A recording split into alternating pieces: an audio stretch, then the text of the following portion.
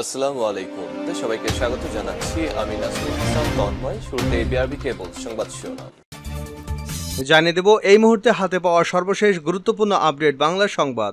শুরুতেই জানাবো ঝিনাইদহ ৪ আসনের সংসদ সদস্য আনোয়ারুল আজিমকে কলকাতায় বাংলাদেশের কিছু অপরাধীরা নৃশংসভাবে হত্যা করেছে বলে জানিয়েছেন মহানগর গোয়েন্দা পুলিশের ডিবি মোহাম্মদ হারুনা রশিদ। এবারে জানাবো বাংলাদেশের সাবেক সেনাপ্রধান আজিজ আহমেদের উপর যুক্তরাষ্ট্রের নিষেধাজ্ঞার দায় সরকারের বলে মন্তব্য করেছেন বিএনপির মহাসচিব মির্জা ফখরুল ইসলাম আলমগীর। জানাবো আমেরিকার আশায় আন্দোলন করলে হবে না বলে মন্তব্য করেছেন গণঅধিকার পরিষদের সভাপতি নুরুল হক নূর। তিনি বলেন, নিজেদের অধিকার আদায়ের জন্য নিজেদেরই আন্দোলন করতে হবে। এদিকে জাতীয়তাবাদী ছাত্রদলের সাবেক সভাপতি কাজী রওনকুল ইসলাম শ্রাবণ ও সাবেক সহসভাপতি মোহাম্মদ ঝলক মিয়ার উপর হামলার প্রতিবাদে রাজধানীতে বিএনপির সিনিয়র যুগ্ম মহাসচিব রুহুল কবির রিজভীর নেতৃত্বে বিক্ষোভ মিছিল হয়েছে। জানিয়ে দেব সাবেক সেনাপ্রধান আজিজের উপর নিষেধাজ্ঞার বিষয়ে কথা বলতে চান না সড়ক পরিবহন ও সেতুমন্ত্রী ওবায়দুল কাদের। এবং সর্বশেষ জানাবো আন্তর্জাতিক সংবাদ। ইউক্রেন সীমান্তের কাছে রাশিয়ার কৌশলগত পারমাণবিক মহড়া শুরু। ইউক্রেনের সীমান্তবর্তী এলাকায় কৌশলগত পারমাণবিক অস্ত্রের মহড়ার প্রথম পর্যায় শুরু করেছে রাশিয়া। এতে ইস্কান্দার এবং কিনজাল ক্ষেপণাস্ত্র রয়েছে। এতক্ষণ শিরোনাম শুনছিলেন, এবার বিস্তারিত। প্রিয় দর্শক, আপনি যদি এই চ্যানেলে নতুন হয়ে থাকেন, ভিডিওটি দেখতে দেখতে চ্যানেলটি সাবস্ক্রাইব করে আমাদের সঙ্গেই থাকুন। আর এই ভিডিও সম্পর্কে আপনি আপনার মূল্যবান মতামতটি কমেন্ট বক্সে জানিয়ে দিন। আর হ্যাঁ প্রিয় দর্শক, জানিয়ে দিন ভিডিওটি কোথা থেকে দেখছেন। বাংলাদেশের কিছু অপরাধী এমপি আনারকে খুন করেছে ডিবি হারুন। ঝিনাইদহ ৪ আসনের সংসদ সদস্য আনোয়ারুল আজিমকে কলকাতায় বাংলাদেশের কিছু অপরাধীরা নৃশংসভাবে খুন করেছে বলে জানিয়েছেন মহানগর গোয়েন্দা পুলিশের ডিবি মোহাম্মদ হারুনা রশিদ। বুধবার দুপুরে রাজধানীর মিন্টু রোডের ডিবি কার্যালয়ে সাংবাদিকদের সঙ্গে আলাপকালে তিনি একথা বলেন। মোহাম্মদ হারুনা রশিদ বলেন, কালীগঞ্জের ৩ বারের সংসদ সদস্য আনোয়ারুল আজিমের ঘটনাটি অত্যন্ত গুরুত্বের সঙ্গে তদন্ত করা হচ্ছে। এটি একটি নিষ্ঠুর হত্যাকাণ্ড।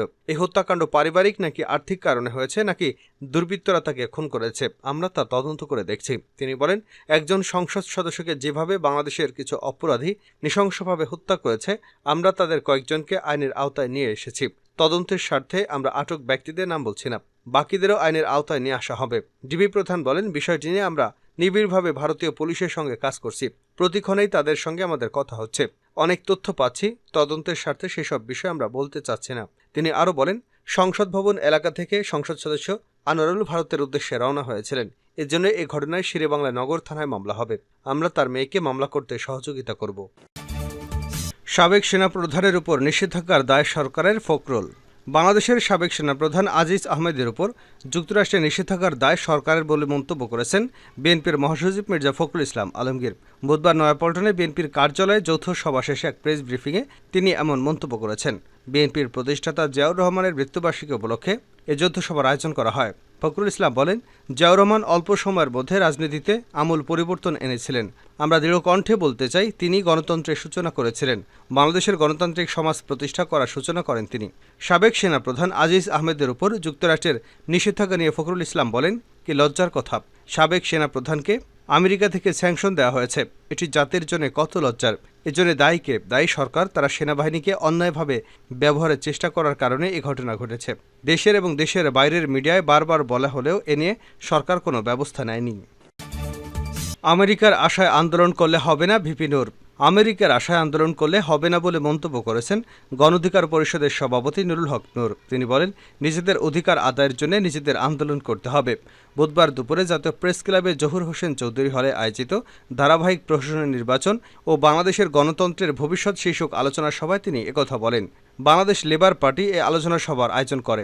সভায় নূর বলেন, বঙ্গবন্ধু শেখ মুজিবুর রহমানের আমলে দেশ যেমন ছিল, আজ তার কন্যার হাত ধরে দেশ সেদিকে যাচ্ছে। গত 16 বছরে আওয়ামী লীগ ক্ষমতায় থাকাকালীন জনগণ তার পছন্দের ব্যক্তিকে ভোট দিতে পারেনি। বিরোধী দলের কৌশল, দূরদর্শিতার অভাবে আওয়ামী লীগ এখনও ক্ষমতায় বসে আছে। বাংলাদেশ আরেকটা ফিলিস্তিন হওয়ার দ্বারপ্রান্তে রয়েছে। এই সময় বিএনপির ভাইস চেয়ারম্যান শামসুজ্জামান দুদু বলেন, অন্য কোনো দেশ আমাদের আন্দোলন করে দিয়ে যাবে, এটা বিশ্বাস করার কোনো কারণ নেই। গণবিরোধী শক্তিকে পরাজিত করতে হলে আমাদের নিজেদেরকে আন্দোলন করতে হবে। ছোট বড় সব দল নিজ নিজ জায়গা থেকে আন্দোলন করতে হবে, দেশকে বাঁচাতে হবে। দুদু আরও বলেন, দেশে পরিপূর্ণভাবে ফ্যাসিবাদ প্রতিষ্ঠা করা হয়েছে। বাংলাদেশে ফ্যাসিবাদ প্রতিষ্ঠা করে রাজনীতিকে ধ্বংস করে ফেলা হয়েছে। গণতন্ত্রের জন্য যে দেশ স্বাধীন হয়েছে সে দেশে এখন গণতন্ত্র নেই। এই সরকার দেশের সব প্রতিষ্ঠানকে দলের আওতায় নিয়ে এসেছে। গণফোরাম সভাপতি অ্যাডভোকেট সুব্রত চৌধুরী বলেন, একটা দানবীয় শক্তি রাষ্ট্র ক্ষমতা দখল করে আছে। এর বিরুদ্ধে লড়াই করতে হলে ঐক্যের কোনো বিকল্প নেই। সামনের কর্মসূচিগুলোতে আমাদের ঐক্যবদ্ধ হয়ে আন্দোলন করতে হবে। বাংলাদেশ ধ্বংসের দিকে চলে যাচ্ছে। অরাজকতার বিরুদ্ধে বিপ্লব করে দেশকে বাঁচাতে হবে। আমরা আবার রাজপথ কাঁপাবো, সরকারের পতন ঘটাবো। শ্রাবণের উপর হামলার প্রতিবাদে ছাত্রদল ও যুবদলের বিক্ষোভ মিছিল। জাতীয়তাবাদী ছাত্রদলের সাবেক সভাপতি কাজী রনকুল ইসলাম শ্রাবণ এবং সাবেক সহসভাপতি মোহাম্মদ ঝলক মিয়ার উপর হামলার প্রতিবাদে রাজধানীতে বিএনপির সিনিয়র যুগ্ম মহাসচিব রুহুল কবির রিজভীর নেতৃত্বে বিক্ষোভ মিছিল হয়েছে। বুধবার দুপুরে নয়াপল্টনে বিএনপির কেন্দ্রীয় কার্যালয়ের সামনের সড়কে যুবদল ও ছাত্রদলের বর্তমান এবং সাবেক নেতারা এ মিছিলে অংশ নেন। মিছিল শেষে সংক্ষিপ্ত পথসভায় ছাত্রদল সভাপতি রকিবুল ইসলাম রকিবের সভাপতিত্বে এবং সাধারণ সম্পাদক নাসির উদ্দিন নাসিরের পরিচালনায় বক্তব্য রাখেন বিএনপির সিনিয়র যুগ্ম মহাসচিব রুহুল কবির রিজভী। সংক্ষিপ্ত পথসভায় রুহুল কবির রিজভী বলেন, ছাত্রলীগকে এমনভাবে তৈরি করা হয়েছে যেন তারা সন্ত্রাসী, টাকা পাচারকারী হয়। এটা এখন প্রমাণিত। এরা জনগণের দুশ্মন। সরকারকে বলবো, এ বাংলায় কিন্তু কালবৈশাখী ঝড় হবে। ফ্যাসিস্ট সরকার এবং সন্ত্রাসীদের বিরুদ্ধে জাতীয়তাবাদী ছাত্রদল কালবৈশাখী ঝড়ের চেয়েও ভয়ঙ্কর হবে। ছাত্রদলের সাবেক সভাপতি কাজী রনকুল ইসলাম শ্রাবণের রক্তমাখা শার্ট নিয়ে ছাত্রদলকে শপথ নেওয়ার আহ্বান জানান রুহুল কবির রিজভী। তিনি বলেন, আক্রমণ ও গ্রেপ্তারের শেষ নেই। পাড়া মহল্লায় ছাত্রলীগ তৈরি করা হয়েছে। অন্যদিকে পুলিশকে দিয়ে বাড়ি বাড়ি তল্লাশি চালিয়ে গ্রেপ্তার করা হচ্ছে। ঢাকা মহানগর দক্ষিণ যুবদলের সদস্য সচিব রবিউল ইসলাম নয়নের বাবা শেখ আক্কাস আলীকে গ্রেপ্তার করা হয়েছে বলে জানান রুহুল কবির রিজভী। তিনি বলেন, ছেলেকে না পেয়ে বাবাকে ধরে নিয়ে গেছে। তাহলে এই সরকার ভয় পাচ্ছে। সরকারের পতন অনিবার্য। নেতাকর্মীদের উদ্দেশ্যে তিনি বলেন, আপনাদেরকে রাজপথে একবার গর্জে উঠতে হবে। জেনারেল আজিজের উপর নিষেধাজ্ঞার বিষয়ে কথা বলতে চান না ওবায়দুল কাদের। বাংলাদেশের সাবেক সেনাপ্রধান জেনারেল অবসরপ্রাপ্ত আজিজ আহমেদ এবং তার পরিবারের সদস্যদের উপর নিষেধাজ্ঞা ভিসা নীতির আওতায় নয় বলে দাবি করেছেন আওয়ামী লীগ সাধারণ সম্পাদক ও সড়ক পরিবহন সেতুমন্ত্রী ওবায়দুল কাদের। মঙ্গলবার সমসাময়িক ইস্যুতে ধানমন্ডি রাজনৈতিক কার্যালয়ে বক্তব্য দেওয়ার সময় কথা বলেন তিনি। ওবায়দুল কাদের বলেন, সাবেক সেনাপ্রধান আজিজ আহমেদের বিরুদ্ধে যে ব্যবস্থা নেওয়া হয়েছে এটা ভিসা নীতির মধ্যে পড়ে না। এটা নিয়ে আমরা বেশি কথা বলতে চাই না। পররাষ্ট্রমন্ত্রী এ বিষয়ে কথা বলেছেন। এর আগে সকালে ঢাকা রিপোর্টার্স ইউনিটিতে এক অনুষ্ঠানে পররাষ্ট্রমন্ত্রী ডক্টর হাসান মাহমুদ বলেন, সাবেক সেনাপ্রধান জেনারেল অবসরপ্রাপ্ত আজিজ আহমেদের বিরুদ্ধে নিষেধাজ্ঞার বিষয়ে বাংলাদেশকে আগেই জানিয়েছিল যুক্তরাষ্ট্র। তবে তিনি দাবি করেন, এই নিষেধাজ্ঞা কোনো ভিসা নীতির আওতায় নয়। মানবাধিকার লঙ্ঘনের অভিযোগে 2021 সালের ডিসেম্বরে র্যাবের এবং তার 7 কর্মকর্তাদের বিরুদ্ধে নিষেধাজ্ঞা দেয় মার্কিন যুক্তরাষ্ট্র, যা দুদেশে দ্বিপাক্ষিক সম্পর্ক তৈরি করে টানাপোড়েন। 2023 সালের সেপ্টেম্বরে দেশটি ঘোষণা করে ভিসা নীতি, যেখানে বাংলাদেশের নির্বাচন প্রক্রিয়ায় অযাচিত হস্তক্ষেপ বা প্রভাব বিস্তার করলে ভিসা নীতি প্রয়োগের ঘোষণা দেওয়া হয়। র্যাবের উপর ভিসা নিষেধাজ্ঞার পর সোমবার রাতে দুর্নীতির সম্পৃক্ততা থাকার অভিযোগে সেনাপ্রধান আজিজ আহমেদ এবং তার পরিবারের যুক্তরাষ্ট্রে প্রবেশের উপর নিষেধাজ্ঞা দেওয়া হয়। তবে এসব নিষেধাজ্ঞাকে পাশ কাটিয়ে যুক্তরাষ্ট্রের সঙ্গে ঢাকার সম্পর্ক এগিয়ে নিতে চায় বলে জানান পররাষ্ট্রমন্ত্রী। সর্বশেষ জানাবো আন্তর্জাতিক সংবাদ। ইউক্রেন সীমান্তের কাছে রাশিয়ার কৌশলগত পারমাণবিক মহড়া শুরু। ইউক্রেন সীমান্তবর্তী এলাকায় কৌশলগত পারমাণবিক অস্ত্রের মহড়ার প্রথম পর্যায়ে শুরু করেছে রাশিয়া।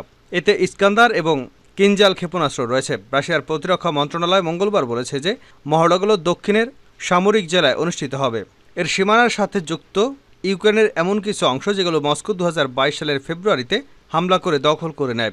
এই মহড়ায় বেলারুশ অংশ নেবে বলে আশা করা হচ্ছে। তবে মহড়াটা ঠিক কখন কোন জায়গায় হচ্ছে তা জানানি মন্ত্রণালয়। 2022 সালের ফেব্রুয়ারিতে ইউক্রেন পূর্ণরূপে হামলা শুরু করার পর থেকে মস্কো বারবার তার পারমাণবিক অস্ত্র এবং নিরাপত্তা হুমকি বোধ করলে সেগুলো মোতায়েন করার কথা বলে আসছে।